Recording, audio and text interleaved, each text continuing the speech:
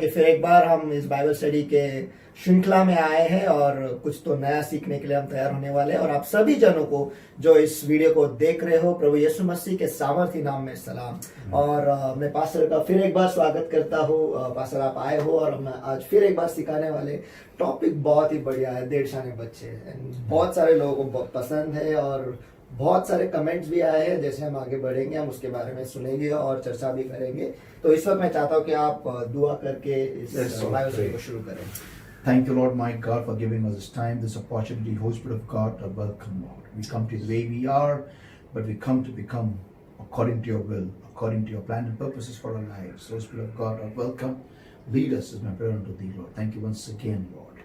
And Holy Spirit of God, and I, but you speak, revealing truth and changing lives. In the name of the Lord Jesus Christ of Nazareth, we pray and we ask. Amen. बस और एक अद्भुत दिन जो परमेश्वर ने हमें दिया है वचन में जाने के लिए, उसके गहराई में जाने के लिए। और पिछले बार आपने हमें एक सवाल पे छोड़ दिया था और वो सवाल ये था कि क्या हवा आदम के लिए आशीष है या नहीं। मैं कुछ कमेंट्स पढ़ना चाहता हूँ जो लोगों ने लिखे हैं। उसमें वो कह रहे कि हाँ, आदम जो था वो आशीषित हुआ उसे पाकर, और ज्यादातर लोगों ने वही किया, लिखा है कि वो आशीषित हुआ है हवा को पाकर। कुछ लोगों ने उसका विस्तार भी किया है, लेकिन लोग बेकरार है ये आपसे सुनने के लिए कि क्या सचमुच वो एक आशीष थी या नहीं। लास्ट टाइम मैंने जैसे बताया था कि लोग यही कहेंगे कि वो आशीषित था। अगर मैं कहूं कि वो आशीषित नहीं था तो लोगों के मनों में बहुत बड़ा कंट्रोवर्सी शुरू हो जाएगा। लेकिन वो आशीषित था, ये सही है। फिर मेरा भी एक सवाल ऐसा भी है कि अगर आशीष है तो आशीष तो हमें भला करता है ना, हमारी अच्छाई करता है, हमें भला ही देता है। फिर आदम की जिंदगी में ये बुराई क्यों हुई? ओके, उसको उस हवा के बाद ही ना उसको ईदन के वाटिका से बाहर निकाला गया ना। ऐसा भी हो सकता था कि परमेश्वर आदम और हवा को वहीं पर आशीषित रख के फिर उनको आशीषित ही बाहर निकालता था। Okay, I don't no, means ये मेरा सपोजिशन है। वही उसी महिमा में, उसी इसमें, और फिर शायद हर एक इंसान महिमा में ही पैदा होता। May be, I do not know, ये मेरा अजम्पशन है, शायद मैं गलत हो सकता हूँ। लेकिन मेरा पॉइंट वो नहीं है। मेरा पॉइंट ये है कि हवा के आने के बाद में ही आदम का पतन हो गया। जी, उसके पहले नहीं हुआ। लेकिन जैसे मैंने आपको बताया कि पहले से ही आदम गिरने लगा था, उसका डाउनफॉल शुरू हो गया था। जिस समय देखो हमने जब पढ़ा है, हम पढ़ेंगे उसको, उत्पत्ति की किताब इसका 2 अध्याय। ओके, मेरा एक पॉइंट है, 2 अध्याय वचन 21 से आगे। ओके, अभी मैं तुम सब लोगों को इसका जवाब देने वाला हूँ। ओके, जो क्वेश्चन मैंने लास्ट टाइम छोड़ा था सबके दिलों में। ओके, और वो जवाब ये आ रहा है अभी सबके सामने।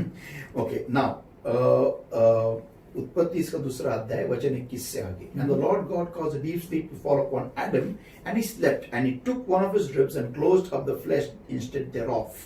And the rib which the Lord God had taken from man made a woman and brought her unto the man. बढ़िया, ठीक है। उत्पत्ति इसका 2 अध्याय वचन 21 और मैं वचन 22 में पढ़ता हूँ। तब यहोवा परमेश्वर ने आदम को भारी नींद में डाल दिया, और जब वह सो गया तब उसने उसकी एक पसली निकालकर उसकी संति मांस भर दिया। और यहोवा परमेश्वर ने उस पसली को जो उसने आदम में से निकाली थी स्त्री बना दिया और उसको आदम के पास ले आया।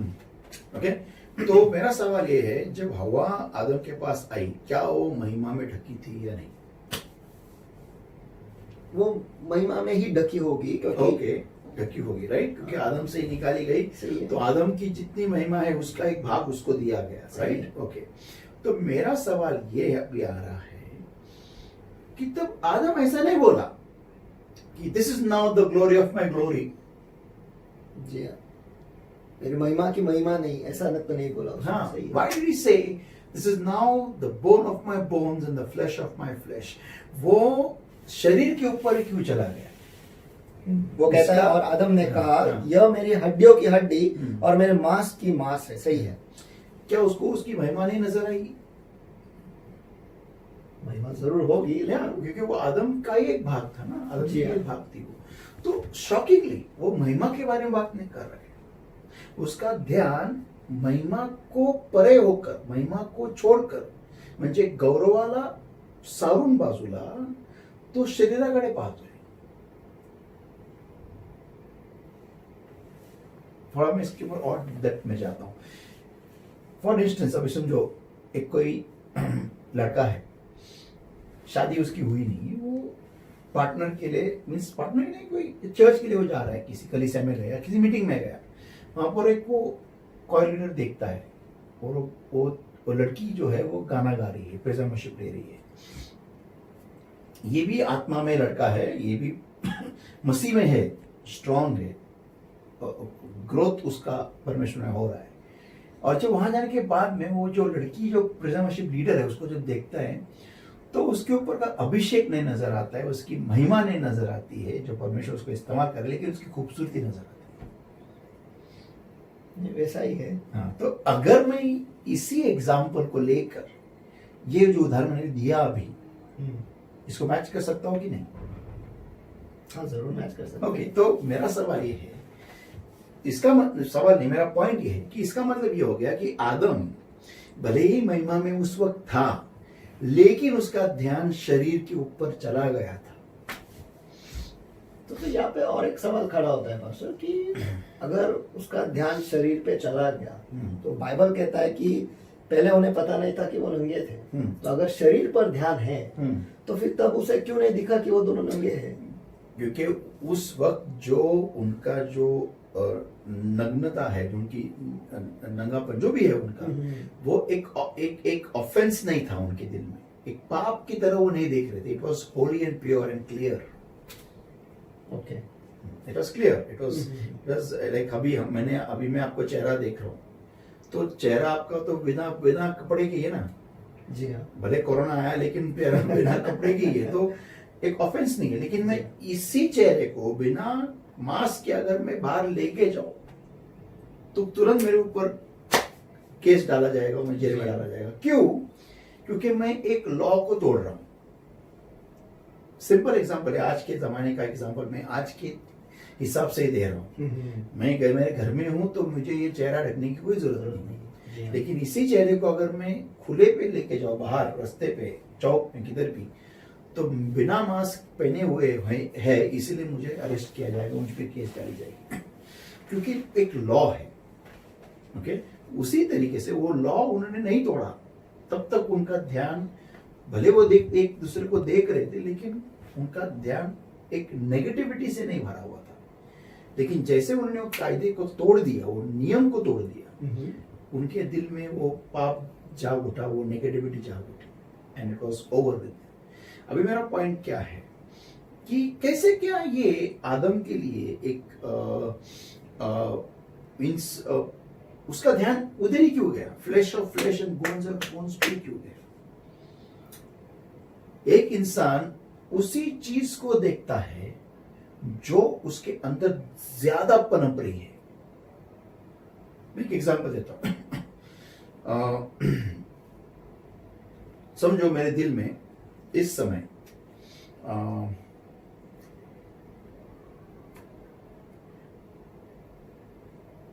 मैं कौन सा लैपटॉप खरीदूं. ओके, मेरे दिल में ये चल रहा है, मैं सोच रहा हूं, मैं बहुत सारे साइट्स देख रहा हूं, लैपटॉप्स की स्टडी कर रहा हूं, ये सब देख रहा हूं. और समझ लो आप मेरे घर में आए, आपके हाथ में 3 चीजें हैं. एक है मोबाइल, एक है लैपटॉप का बैग, और तीसरा समझो एक बॉक्स है जिसमें समझो मिक्सर या ग्राइंडर या फिर जूसर है, समझो नया वाला, उससे भी नया आया है, या फिर समझो वैक्यूम क्लीनर है आपके बॉक्स में. 3 चीजें, एक मोबाइल, एक लैपटॉप की बैग, ओके, और एक ये.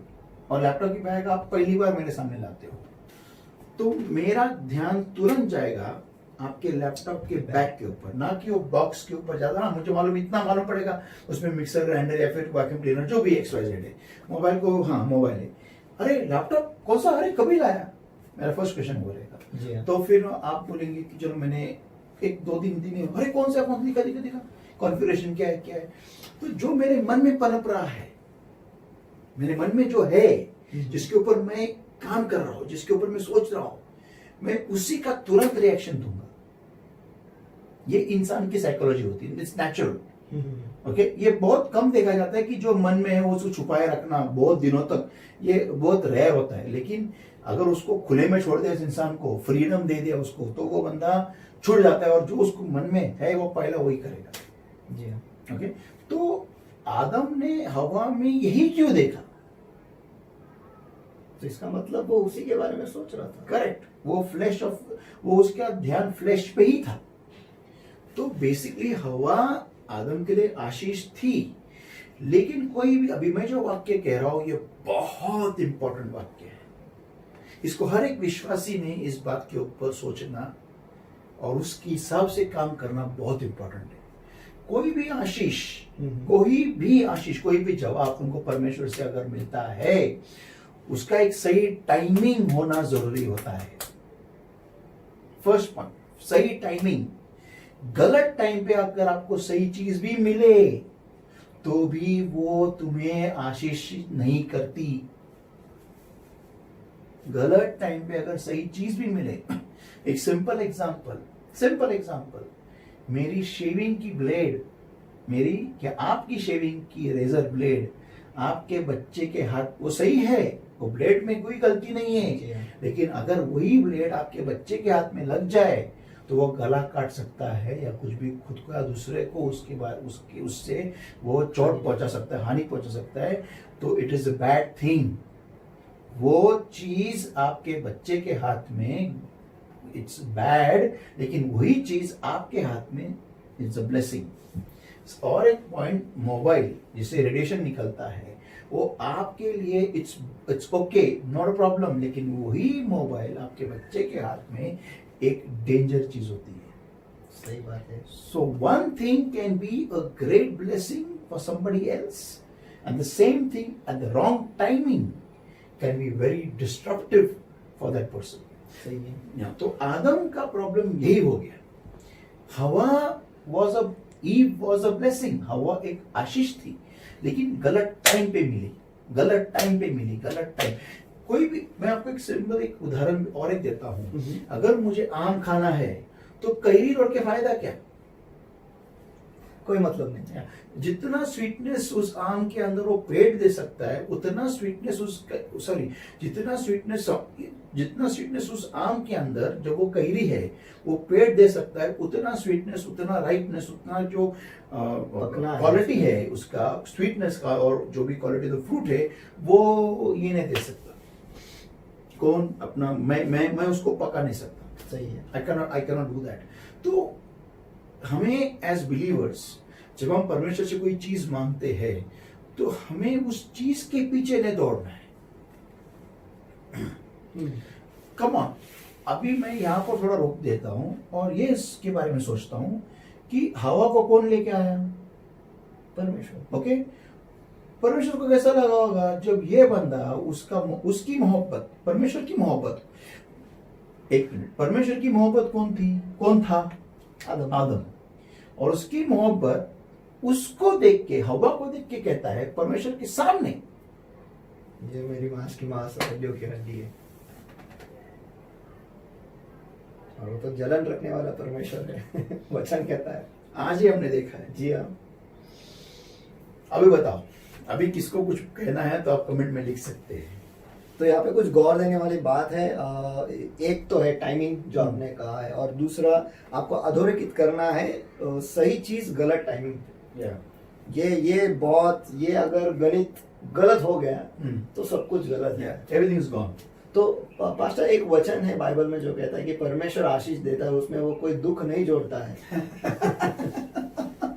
ये वचन मैं जानता हूं, इस वचन को।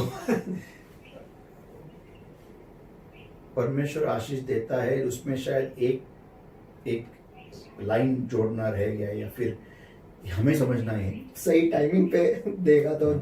परमेश्वर हर कोई चीज सही टाइमिंग पे देता है। जब परमेश्वर ने हवा आदम को दी, आदम का वो सही टाइम नहीं था, सही स्टेट भी नहीं था। मैं थोड़ा और इसमें आगे जाने वाला हूँ, अगर हम सवाल ले लेंगे तो we can go ahead in this उसके बाद में। जी हाँ। लेकिन बहुत इंपॉर्टेंट एक बात समझना हर एक विश्वासी को कि क्या मैं ये चीज आज ले रहा हूँ, आज मांग रहा हूँ परमेश्वर से, क्या ये मेरे लिए सही टाइमिंग है क्या?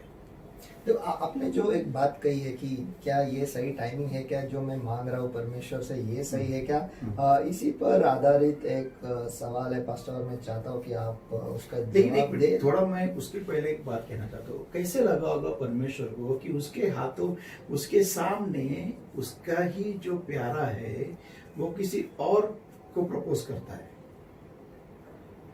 बहुत बुरा लगा होगा, तो दिल तोड़ने वाली बात होगी। ऑफ कोर्स यस, उसके ही सामने, उसके मुंह के सामने लिखा है यहाँ पर क्या, दैट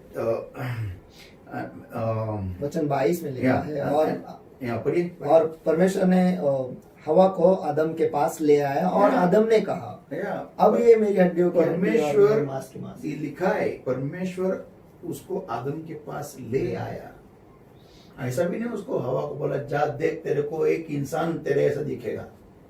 सही है, क्योंकि वहां पर कोई परमेश्वर को लाने की कोई जरूरत ही नहीं थी। ये उन सारे लोगों के लिए बहुत इंपॉर्टेंट है। मैं थोड़ा सा विषय को छोड़ के बात करता हूँ जो शादी के लिए दुआ कर रहे हैं। तुम्हारी पार्टनर, तुम्हारा जोड़ीदार परमेश्वर खुद ले आएगा, तुम्हें ढूंढने की जरूरत नहीं है, वो ले आएगा। The person will be assured by the presence of God। परमेश्वर की उपस्थिति के द्वारा वो व्यक्ति को तुम्हारे सामने, तुम्हारी जिंदगी में उपस्थित कर दिया जाएगा।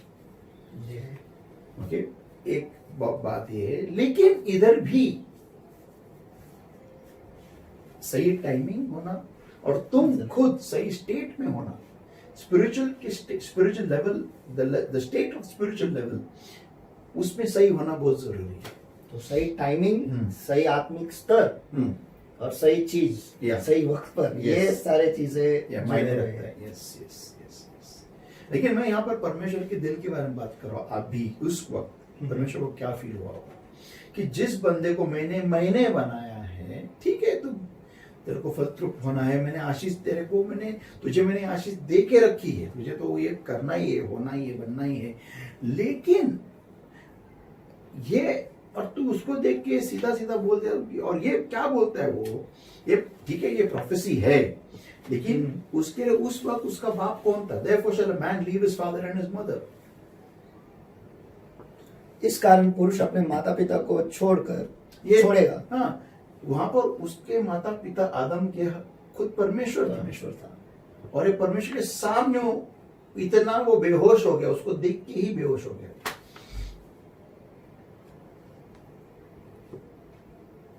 अब बाद में पढ़ने के गिरने के बाद क्या बोलता है?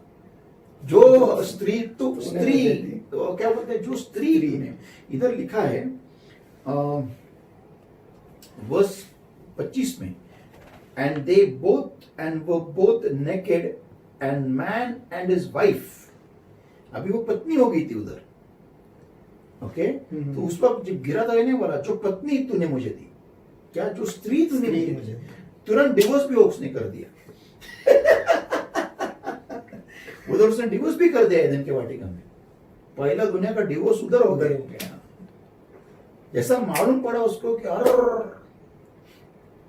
खतरनाक हो गया, मेरा काम तमाम हो गया है, तो उधर उसने डिवोर्स भी ले लिया, जो स्त्री तूने मुझे दी। तो ये टोटल डिपिक्शन है ऑफ एडम्स फ्लैशली स्टेट, कि जिस flash of level of state में, फ्लैशली लेवल में गिर गया था वो आदम।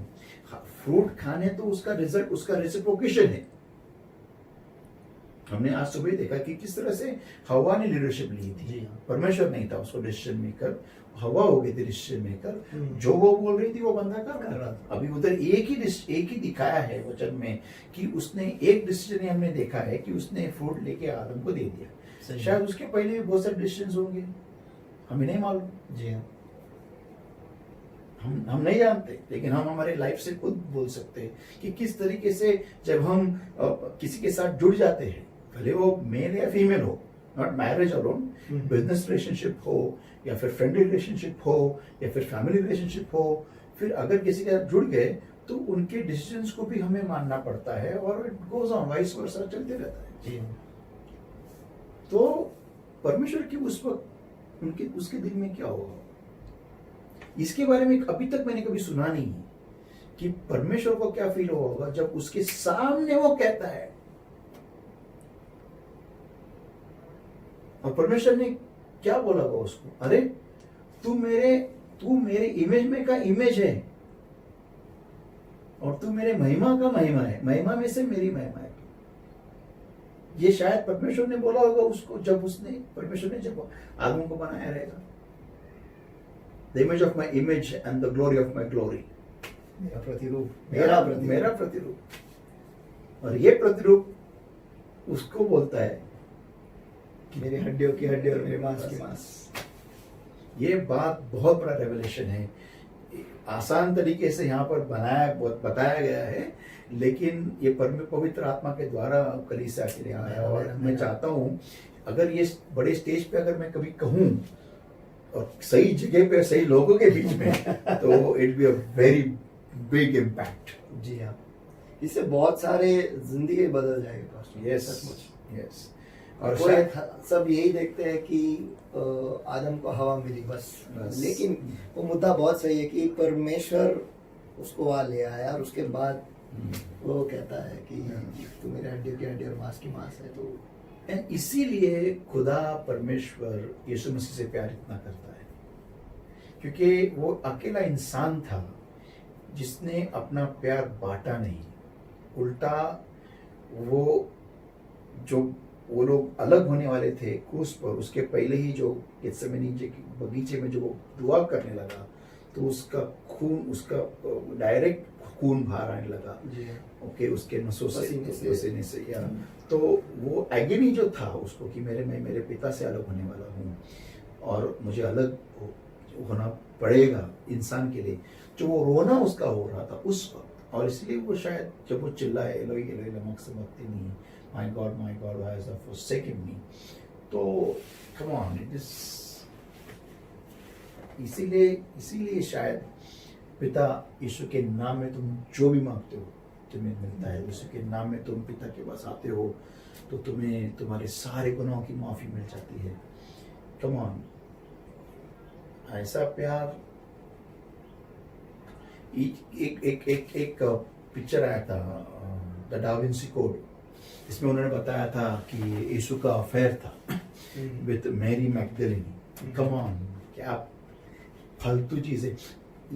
ये लोग वो लोग हैं जो सच्ची में खुदा को पहचानते नहीं, यीशु को पहचानते ही नहीं, इस तरह से स्टूपिड मूवीज बनाते। लेकिन प्यार यीशु मसीह ने किया है पिता के ऊपर, उसका कोई कंपैरिजन है। यही अपेक्षा थी खुद पिता की आदम से। इसलिए कहा गया कि वो पहला आदम और एक दूसरा आदम है। अनडिटर्ड लव, अनचेंजिंग लव, ये कोई नहीं कर सकता है। वही बंदा करेगा जो उस मोल को जानता है। ब्यूटीफुल। शायद आदम सचमुच जैसा यीशु रहा होगा वैसा अगर रहा रहता तो शायद हम भी नहीं रहते, शायद वो परमेश्वर के साथ अकेला अलग स्टोरी होता था शायद, पता नहीं। शायद वो हम एदन के वाटिका के सब लोग बाहर ही है, उसके अंदर ही होते क्या, आई डोंट नो इट। बहुत ही अलग दुनिया होती, शायद बहुत ही अलग दुनिया होती। मैं एक बात बताना चाहता हूँ मेरे अपने सारे जो दर्शक है, बाइबल में खुद जब पिता ने जब दुनिया को बनाया, मीन्स इंसान को बनाने की मंशा रखी, तो खुद खुदा ने बोला की thou shall replenish the earth, means मराठीत म्हणायला गेलं की तू पृथ्वीला संगोपन कर पृथ्वी, means what, keep it as it is, keep it brand new as it is, जैसा है वैसा, means fresh, clean, green, awesome. जितना डिप्रिशिएशन आज अर्थ का हुआ है उसका रिजल्ट हम देख रहे हैं, ग्लोबल वार्मिंग है, फलाना जो भी है, कुछ है। और ये भी कोरोना, ये व्हाटएवर इट इज, अभी तो सी लेवल बढ़ने लगा है और अभी सबके घरों में पानी आने लगा है और सी वापस नहीं भी जा रहा है, अपना जगह वापस सी क्लेम कर रहा है, ये सब हो रहा है। तो बेसिकली ये जो आज बहुत सारे ऐसे इंस्टीट्यूशंस है जो फिर से एक बार अर्थ को रिप्लेनिश करने में लगे हुए हैं कि ताकि अर्थ फिर से एक बार वैसे ही रहे जैसे पहली थी। बेसिकली आज के इंसान को ये रिप्लेनिशमेंट शायद उनको ये वचन मालूम ही नहीं रहेगा, लेकिन ये वो अननोइंगली कर रहे हैं। कई जगह पे तो वेल्स की जो संख्या थी वो कम हो गई थी तो वापस बढ़ने लगी है, टाइगर्स मरने लगे थे तो वापस बढ़ने लगे हैं। बहुत कुछ एक्टिविस्ट ने काम किया है, इसलिए वजह से आज हमारी अर्थ वापस एक बार ब्रीदिंग स्टार्ट हो गई है। जी, लेकिन ये सब संतुलन बिगड़ने के बाद हो रहा है। या तो ये बेसिकली साइंस है कि इंसान सही पटरी पे तो आ रहा है, लेकिन ये न जानते हुए कि खुदा की इच्छा वो लोग कर रहे हैं। तो वापस एक बार coming back to the point is, खुदा को कैसे लगा होगा जिस समय आदम ने, it's like this you know, आप मोबाइल के लिए दुआ करें, आपको मोबाइल जैसा हाथ में आता है, दुआ बंद, खत्म, मोबाइल चालू। हमें दैट्स व्हाट वी डू। नई गाड़ी मिलने तक ओ लॉर्ड, और जैसी गाड़ी आई खत्म, धुआं चालू। ऐसे लॉर्ड लेके आता है गाड़ी को, लॉर्ड लेके आता है मोबाइल को, लॉर्ड लेके आता है कुछ भी हमें चाहिए वो सब, you know, including wife, including husband लेके तो आता है। जैसा वो मिलता है हनीमून स्टार्ट। खत्म। फिर खुदा गया तेल लेने। एग्जैक्टली एडम ने वही किया। एग्जैक्टली ना वो खुदा के पैर पड़ा, ना उसने खुदा को चुम्मा लिया, ना उसने परमेश्वर को चिपका कि थैंक यू वेरी मच, और उसको उधर ही लेके उसको घुटने पे नहीं रखा, कुछ भी। कमान, ये एक्शन है ही नहीं उसमें। जी हाँ, ये चल, तुझे परमेश्वर ने मेरे लिए दिया है, परमेश्वर की महिमा के लिए चल घुटने पे जा, परमेश्वर की उपासना करेंगे, इसके लिए तो हम बने हैं। नहीं, nothing, not a word over here. सही है। वो इंग्लिश में एक कहावत है पास्टर कि forget the gift not the giver. Yes, head को भूलो लेकिन देने वाले को कभी मत भूलो। या तो ये डेंजर काम हो गया। मीन्स ये अभी तक मैंने इतने साल ये पढ़ा है, आज फर्स्ट टाइम मुझे ये जी हाँ, प्रकाशन आया है। सचमुच अलग है। हाँ, शायद मेरे टूमस्टोन पे रख के दिखा रहेगा, जेनेसिस चैप्टर 1 to 8 यहीं पे शुरू और यहीं पे खत्म हो गया। लेकिन बहुत इंटीमेट है, इट्स कम ऑन, शॉकिंग। ये पढ़ने के बाद आज मुझे ऐसा फील होता है कि मुझे मेरे जिंदगी में एक भी दिन ना आए कि जिस दिन मैं दुआ ना करूं, जिस दिन मैं उसके सामने ना बैठूं, जिस दिन ऐसे एक भी दिन ना आए, मेरे दिन का एक भी किताब का पन्ना ऐसा ना खुले जिसमें लिखा न हो कि इसमें लिखा हो कि इसमें उस दिन उसने उसके क्या आशिक का चेहरा नहीं देखा। Come on, so important. चलो, आपके सवाल जो लोगों ने पूछे, I am excited for your questions everybody. हमें इसी पर निर्धारित है पास्टर। ये सवाल जो है एक बहन है, उन्होंने पूछा है। मैं फोन लगाता हूँ।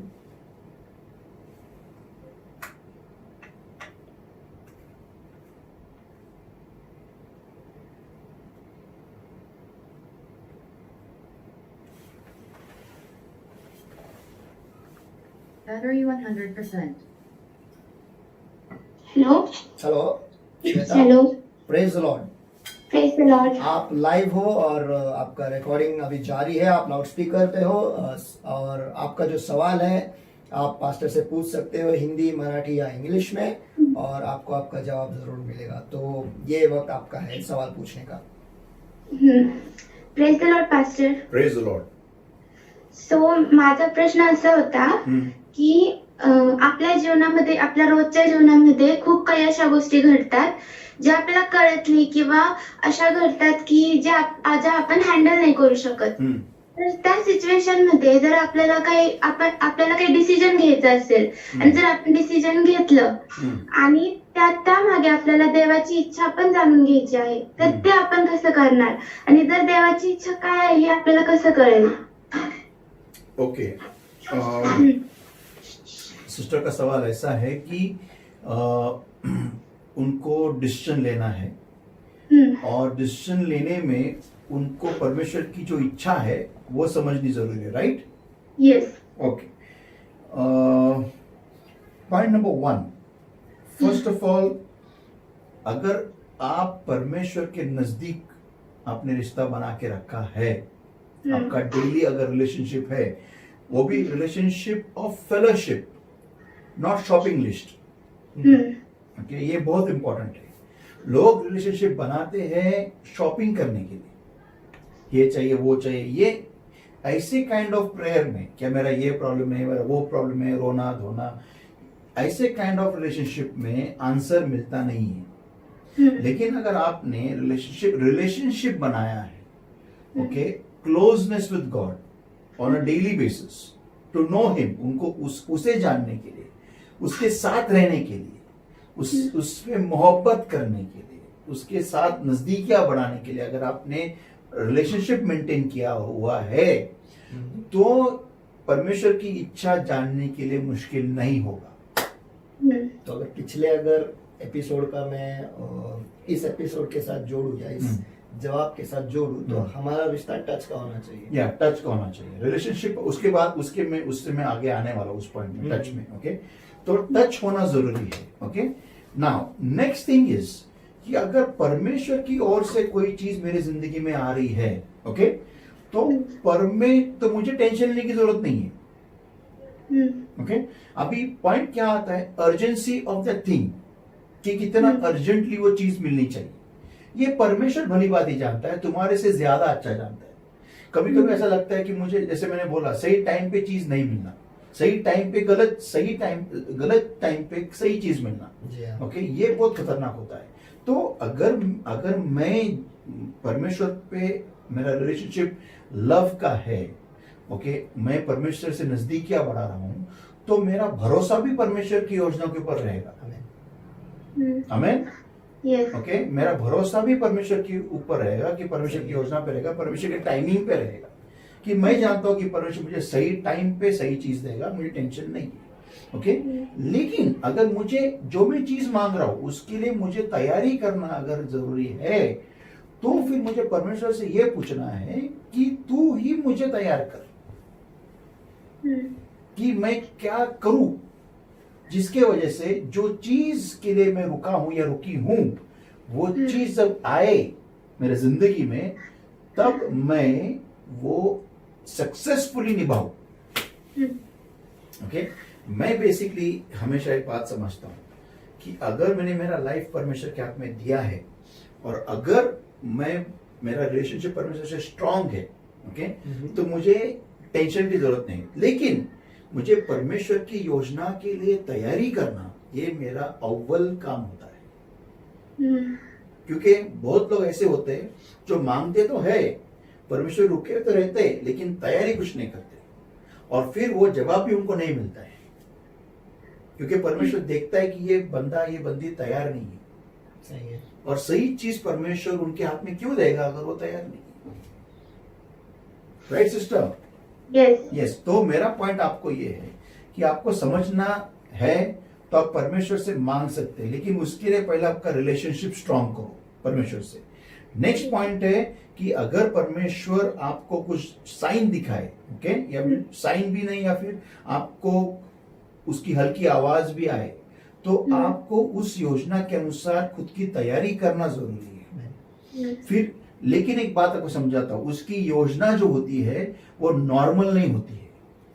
वो लोगों के मन, लोगों के दिल पकड़ पकड़ के नहीं चलती वो। जैसे हम मरियम का देखते हैं, इतनी ऑड सिचुएशन।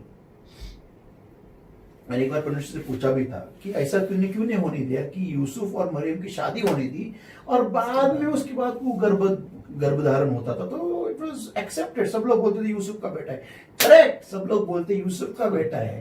इसीलिए तो या परमेश्वर की योजना अगर तुम्हारे लिए, हमेशा ध्यान में रखो, हटके ही रहेगी।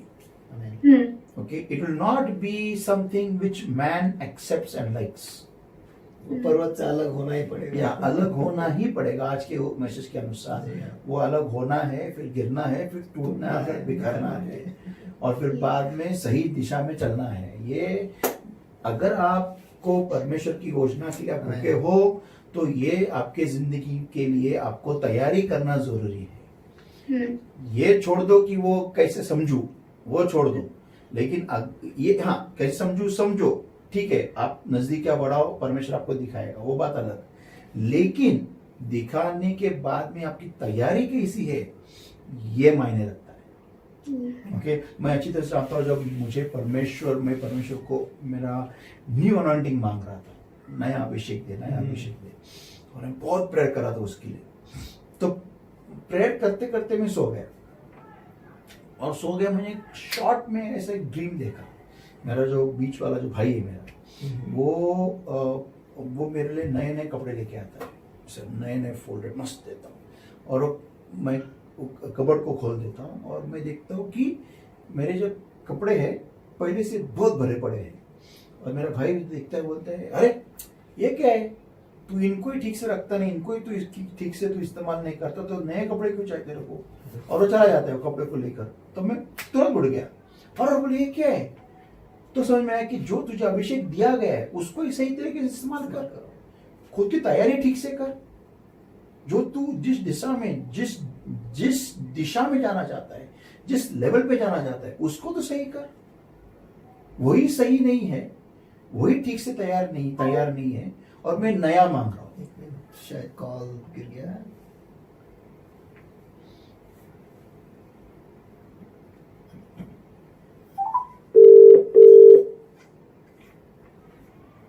हेलो। सिस्टर आपको सुनाई दे रहा है? यस। जी, आप कहाँ तक सुने हमें पता नहीं, लेकिन पास्टर जो कह रहे थे वो इस बारे में कह रहे थे कि आप जिस दिशा में जाना चाहते हो, क्या उसकी आपकी तैयारी है या नहीं, इसके बारे में बात कर रहे थे। और आगे सुनिए। तो मुझे वो तैयारी पहले करनी पड़ी। जो अभिषेक मुझे पहले से परमिशन दिया था वो था प्रेयर का अभिषेक। जी, तो पहले मुझे मेरा प्रेयर लाइफ बिल्ड करना था। मैं अभिषेक क्या मांग रहा था? उसकी सेवकाई के लिए। ओके, तो उसके लिए मुझे पहला तैयारी होना, प्रेयर का, मेरे खुद के ऊपर का जो प्रेयर लाइफ, मेरे जिंदगी की प्रेयर लाइफ थी, उसको सही बिल्डअप करना था। उसके बाद में मेरे 18 आवर्स स्टार्ट हो गए, धीरे धीरे करते करते करते, और फिर वो चलता रहा मेरी जिंदगी में। और बाद में देखता हूँ कि परमेश्वर मुझे अभिषेक किया, फिर मेरा इस्तेमाल शुरू कर दिया। लेकिन परमेश्वर से योजना मांगना, एक बात, परमेश्वर की योजना समझना दूसरी बात, और परमेश्वर की योजना के अनुसार खुद को तैयार करना ये तीसरी बात। That's what is your answer, sister. Yes pastor. हमें आशा है सिस्टर कि आपको आपके सवाल का जो जवाब है वो मिल चुका है। तो ऐसे ही सवाल पूछते रहिएगा, बाइबल पढ़ते रहिएगा, और इस एपिसोड को भी देखना, सिर्फ इसी को नहीं लेकिन जो पहले हुए हैं और जो आने वाले एपिसोड है उसी को भी देखना। अगर उस पर भी अगर आपका कोई सवाल है तो आप हमें पूछ सकते हो, कमेंट कर सकते हो, या फिर हम आपको कॉल करेंगे, उस वक्त आप पूछ सकते हो। Amen. God bless you, have a great day. Yes, तो आपने 3 चीजें कहे पास्टर यहाँ पर कि योजना को मांगना, योजना को समझना और योजना की तैयारी, ये तीनों चीजें मायने रखती। तो अगर इसी को अगर हम आदम के जिंदगी में डालें तो उसने मांगा पता नहीं, लेकिन परमेश्वर ने खुद देखा इसकी जरूरत है करके। ठीक है, वो उसने मांगा है, उसके कृति के द्वारा शायद उसका पूरा ध्यान उस पे ही था, तो उसने मांगा है। तो उसने जाना बाद में, लेकिन तैयारी नहीं थी, इसका मतलब। करेक्ट। सी, तैयारी वो परमेश्वर की योजना पूरी करने के लिए तैयार नहीं था, वो खुद की योजना पूरी कर रहा था। तो यहाँ पर तैयारी हमें परमेश्वर की योजना के लिए करनी है। अभी मैं यहाँ पर अभी टच के पास आता हूँ। अभी ये बहुत इंपॉर्टेंट है, इसको आप प्लीज रिकॉर्ड करके आपके जिंदगी के लिए रिकॉर्ड कर लीजिए। Very very important. अगर कोई भी चीज मुझे परमेश्वर की ओर से मिलने के लिए मैं अगर दुआ कर रहा हूँ, तो हमें ध्यान रखना है कि टच इंपॉर्टेंट है, बैंडविड्थ, मैं आपको हमें हमारी जिंदगी के रोजमर्रा के उदाहरण से मैं आपको बताता हूँ। अगर मुझे समझो, अगर मुझे जियो का नेटवर्क चाहिए, फाइबर ऑप्टिक केबल मेरे घर में जाए, मुझे अगर नेटवर्क चाहिए, इंटरनेट, तो मुझे जियो की फाइबर ऑप्टिक केबल मेरे पास आना जरूरी है। जी हाँ, अगर वो केबल ही नहीं आती है तो मेरे को जियो का कनेक्शन कैसे मिलेगा? बिल्कुल नहीं मिल सकता। अगर आपके मोबाइल में अगर एयरटेल या फिर वोडाफोन या फिर आइडिया या फिर जो भी फलाना उसका अगर आपको सर्विस प्रोवाइडर नहीं है तो आपको नेटवर्क कैसे मिलेगा? कभी नहीं मिल सकता। Not possible. तो how can we expect things from God without the connection of God? How can you expect that? तो आदम की गलती कहां पर हो गई? मैं ये बात समझाता हूं। हवा ब्लेसिंग थी, लेकिन जो मीडियम है, जिस मीडियम से उसको हवा मिलनी थी, वो मीडियम को ही बंद कर रहा था। वो तो जो माध्यम से उसे मिलना है वो माध्यम को कम कर रहा था, हाँ, या बंद कर रहा था। या बंद कर रहा था। He was breaking the connection down. इसलिए उसको तो मिला हो, परमेश्वर ने उसकी इच्छा पूरी कर दी, जी हाँ, लेकिन उसको जो मिला वो सही नहीं था। लेकिन बस एक सवाल यहाँ पर मेरा ये उठता है कि वो तो परमेश्वर के महिमा में था, वो सब कुछ जानता था, जो परमेश्वर जानता था वो भी जानता था, ये तो गारंटी है, क्योंकि वो उसी के प्रतिरूप में बनाया गया था। तो जब ये मीडियम कम हो रहा था, क्या वो कभी समझ नहीं पाया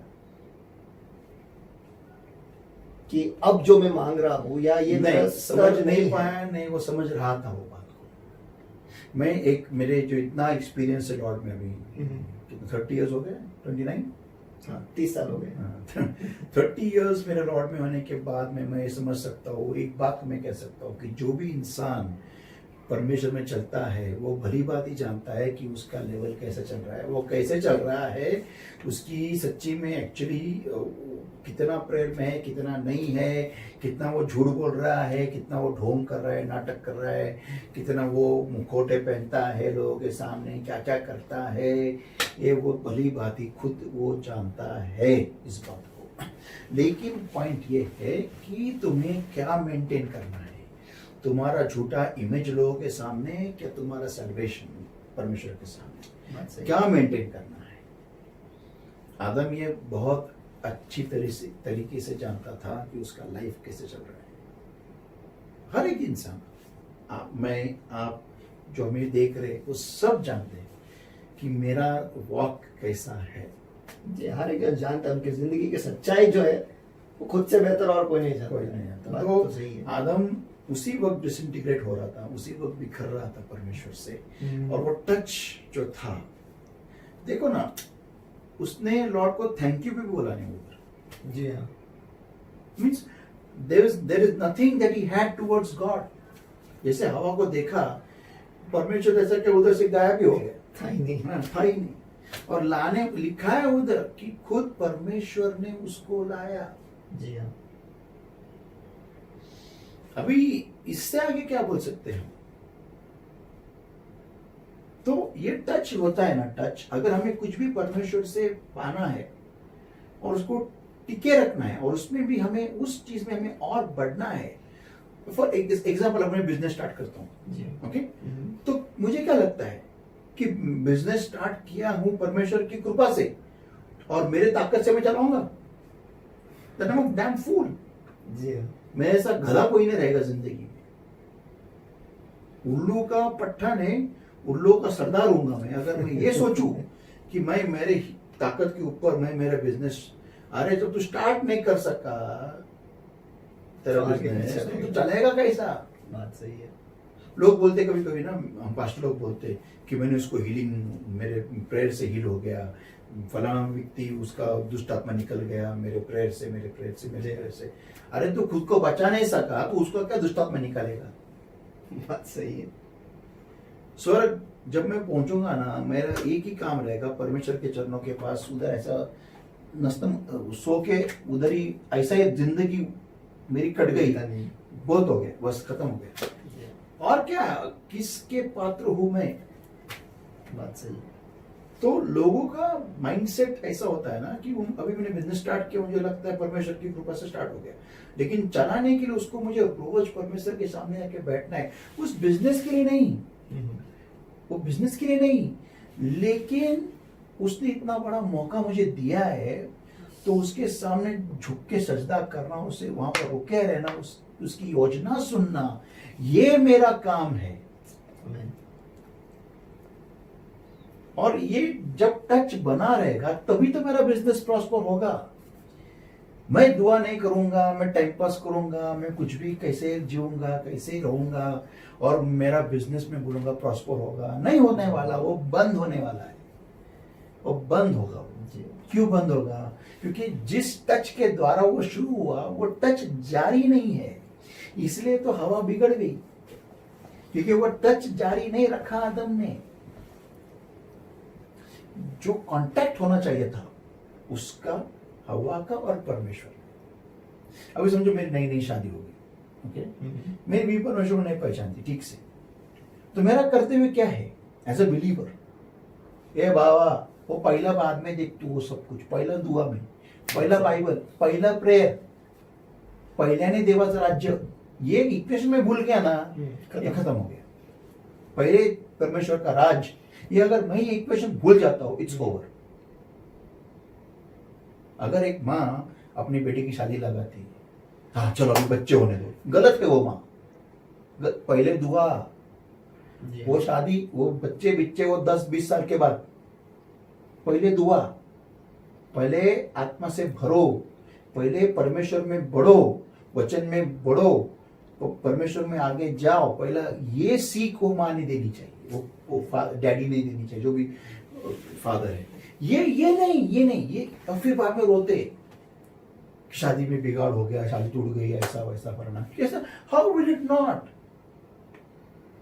एक सिंपल एग्जांपल देता हूं मैंने कार तो खरीदी है, समझो बेंज खरीदी मैंने, costing 95 lakhs SUV, I think B class या C class, I don't know, कुछ GLX G class 95 lakhs automatic fully खतरनाक गाड़ी खरीदी। उसके इंजन में ऑयल नहीं है और टायर में हवा नहीं है, क्या फायदा गाड़ी का, चला नहीं पाएंगे। उससे अच्छा में ऑल्टो है फिर। सही है। कम से कम धक्का तो मार सकता हूँ उसको। वो हाथी को कौन धक्का मारेगा? वो भी टायर पंक्चर वाले हाथी पंक्चर को। वाले। हवा नहीं टायर में और इंजन में ऑयल नहीं, टाकी फुल है डीजल की, स्टार्ट करने को भी कंपनी अलाउ नहीं करेगी। सही है। ये बात समझना बहुत जरूरी है। टच चाहिए, टच, ऑयल। माध्यम। तुम घर बांधने लगते हो, इतनी बड़ी सीख परमेश्वर ने दी है कि जो रेत पे घर बांधता है उसका जब तूफान आता है तो घर उसका ढह जाता है। इतनी बड़ी सीख देख के रखी है, फिर भी हमारे लोग सीखते नहीं इस बात को। How can you build upon sand? How can you build it? और अपेक्षा रखते हैं कि सब कुछ अच्छा हो जाए। संभव ही नहीं। हाउ? और फिर कहते हैं अच्छा हुआ तो मेरे बल से, बुरा हुआ तो परमेश्वर की इच्छा नहीं। हाँ, और एक्चुअली मैं कहता हूं कि जो बंदी अपना घर रेत पे बांध रहे हैं और उसके जिंदगी में अभी तक भूचाल नहीं आया, वो भूचाल या फिर तूफान आने के पहले की वो शांति है बस। जी। आदम का क्या हो गया? बेस्ट एग्जाम्पल एडम, बेस्ट खतरनाक काम हो गया उसकी जिंदगी में, एक नंबर का खतरनाक काम। परमेश्वर की योजना को, परमेश्वर का टच छोड़ के, परमेश्वर की योजना में वो था, परमेश्वर की योजना के जगह में था, परमेश्वर के हाथों से बनाया गया था, परमेश्वर की महिमा उसके ऊपर थी, परमेश्वर के नथनी मुंह से निकलने वाले ब्रेथ से उसको जिंदगी मिली थी। इतना हाई प्रॉक्सिमिटी पर्सनालिटी था, सुपर वीआईपी बोल सकते उसको हम, ओके। और ये बंदे ने उसका जो वीआईपी, जिसने वीआईपी कार्ड या ये इसको वीआईपी स्टेटस दे के रखा था, उसका टच उसने बंद कर दिया और हवा को जिंदगी में आने का तो सब भूल गया। How does Adam expect to maintain his VIP status? Possible ही नहीं। ये तो ऐसा हो गया जैसे कि मैं कंपनी में काम कर रहा हूँ, मुझे हाँ। वीआईपी का पोस्ट दे दिया हाँ। और फिर मैं कहता हूँ कि मैंने ही सब कुछ किया है, कंपनी बोलेगा भाड़ में जाओ। Get out. हमने तुझे दिया है सब कुछ और तू कह रहा है कि तूने बांधा है करके। Absolutely, संभव ही नहीं है वो। और मेरा एक पॉइंट और भी है, एक सवाल मैं थोड़ा यहाँ पर डाल रहा हूँ कि क्यों आदम को और हवा को क्यों बैड फील नहीं हुआ कि वो परमेश्वर की आज्ञा के विरुद्ध के उस पेड़ के पास घूम रहे हैं? उसके बारे में सोचा भी, जैसा आपने एक पॉइंट कहा कि उस वक्त आदम इस स्तर तक गिर गया था कि वो उस महिमा को नहीं देख रहा था, लेकिन वो शरीर के ऊपर ही उसका मनन था, या उसी के ऊपर उसका ध्यान था। तो शायद उस वजह से उन्हें ये नहीं समझा कि परमेश्वर की महिमा जो है, जो वो दे रहा, जो आशीष उसने देखे रखी है, वो उसमें उन्हें कुछ रुचि नहीं लगी और ये वो देखने लगे। इसका और एक पॉइंट सही है आपने बोला, लेकिन राइट है, लेकिन और एक पॉइंट थोड़ा और गहराई में है कि उसको जिस समय वो खुद को अकेला महसूस करने लगा, उधर ही सब गड़बड़ हो गई थी।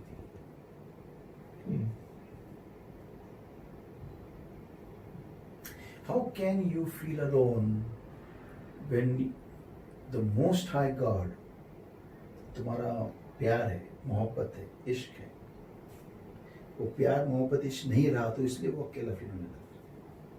इसलिए उसको परमेश्वर ने दी गई जो भी आज्ञा भी थी, उसका कुछ इंपॉर्टेंस नहीं रहा, कुछ मायने नहीं रखा उस वक्त। मैं आदम को ब्लेम नहीं करता, ये इंसान ही ऐसा है, मैं भी ऐसा ही। मुझे कभी कभी ऐसा फील होता है मेरे खुद के बारे में कि यार कितने हम लोग मीन्स मैं अभी खुद के बारे में बात कर रहा हूँ, कितना मैं परमेश्वर को हल्के तरीके से लेता हूँ, कितना मैं उसके प्रेजेंस को, उसकी जो उपस्थिति है मेरी जिंदगी में, कितना मैं उसको हल्की तरीके से लेता हूँ।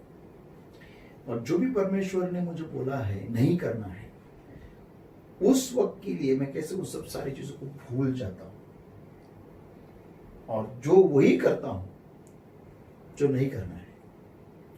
जैसे पौलुस कहता है, जो मैं करना चाहता हूँ मैं करने पाता हूँ, और जो नहीं करना वो मैं करता हूँ। लेकिन एक बात मैं आपको कहता हूँ, ये बात को कबूल करना भी shows a lot of maturity। जी हाँ, क्योंकि हर कोई बंदा ये कबूल नहीं करता है। बात सही है। कि सबको मुखौटा इंपॉर्टेंट है, वो झूठ का, फरेब का मुखौटा, कि मैं बहुत चंगा हूं, मैं बहुत सही हूं बंदा। Anyways, that is a different topic, but आदम के लिए हवा आशीष थी, लेकिन वो टच खत्म हो गया, इसलिए वो शराब बन गई। इसे बोलते हैं ना, हम ब्रेड का पैकेट लेके आते हैं, क्या उसके भी लिखा था एक्सपायरी डेट? 2-3 दिन के बाद ही लिखा होता है। हाँ, 2-3 दिन। वो नहीं खाया ना तो बुरा लगता है उसको, बुरशी चढ़ जाती है उसको, वैसा ही इससे। तो आप लोग जिन्होंने कमेंट किया है कि हवा जो है वो आशीष है, तो आप सही हो, लेकिन उसके आगे और भी कुछ आपको जोड़ना है कि अगर जब टच खत्म हो जाता है उसके बाद वो श्राप बन टच के बाहर तुम निकले, तुम्हारा आशीष भी श्राप बनेगा। एक सिंपल एग्जांपल मैं दे सकता हूँ। मैंने बड़ा बढ़िया घर खरीदा, उसके बाद में मैंने चर्च छोड़ दिया। क्या फायदा? मैंने दुआ करना छोड़ दिया। It's gone, it's over, you are doomed. वो आपको जिंदगी में कोई गेम खेलने की जरूरत नहीं है, आप ही बड़े गेम बन जाओगे।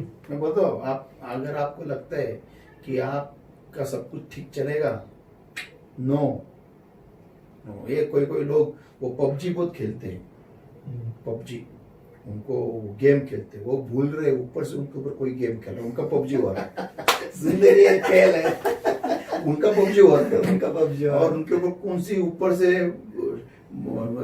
AK-47 में नहीं वो चला, सुपर गन तारी हुई, उनको नहीं मारता। इट्स रियली, मैं कभी भी सोचता हूँ इंसान का लाइफ इतना फ्रेजाइल है, इतना। अभी 2 लोग परमेश्वर के पास चले गए, एक तो मेरी माँ खुद और हिवाया अंकल, जो मैं जिस दिन उनको मिला 15 दिन ही हो गए थे, बात कर रहा था। मैं उनको एक सवाल पूछने वाला था, जो मैं शायद सवाल यहाँ पर मैं पूछ सकता हूँ, आई कैन टेल। मैं उनको सवाल पूछने वाला था कि अंकल, आपके जाने के बाद यहाँ पर कौन, आपकी क्या योजना है, क्या प्लानिंग है? लेकिन ये सवाल मैंने नहीं पूछा, और मैंने यहाँ से लेके मेरे यहाँ तक आया, लेकिन मैंने उसको अंदर ही उसको निगल लिया। क्यों? क्योंकि लोग बोलते हैं कि पास्टर आप कुछ बोलो मत, आप जब बोलते हो तो होता है, इसलिए मैंने मेरा मुंह बंद रखा और मैंने सिर्फ वो सवाल पूछा नहीं, लेकिन आप थे उस वक्त, मैंने जी। उनको एक अलग तरीके से वो सवाल पूछा कि आपका जी। प्लान क्या, आपका विजन क्या। लेकिन वो सवाल मेरा यही था कि आपके जाने के बाद क्या? ये कौन चलाएगा, क्या प्लानिंग है आपका। और sad but I am very shocked कि वो चल बसे। तो मैं सोचता हूँ यार, शायद मेरा नंबर अगला हो, आपका हो, जी हाँ। कब जाएंगे नहीं मालूम। तो how can we live, so cool as if we are going to live for eternity? हम ऐसे कैसे जी सकते हैं जैसे कि हम कभी नहीं मरने वाले। come on, हमारी जिंदगी इतनी नाजुक है, इतनी फ्रेजाइल है। come on, अभी मैं बात करते करते नेक्स्ट 5 सेकंड्स में चल गया तो क्या करेंगे। बात सही है, जिंदगी तो सुई की टोप पर है। डेंजरस, पर हम ऐसे जीते जैसे लाइफ है बेपरवाह। वो क्या, वो बेपरवाह, समथिंग बेशरम, समथिंग क्या वो लोगों को लगता है कि नो प्रॉब्लम, नहीं problem he It's my life. It's my problem. It's my problem. चलो, so that's what it is. Touch is important. Touch ने, अगर आपने टच को छोड़ दिया तो आपकी जिंदगी में मिली हुई जो भी आशीष है वो सब श्राप में कन्वर्ट होना चालू कर देगी। It's very important that you maintain the touch. It's very important.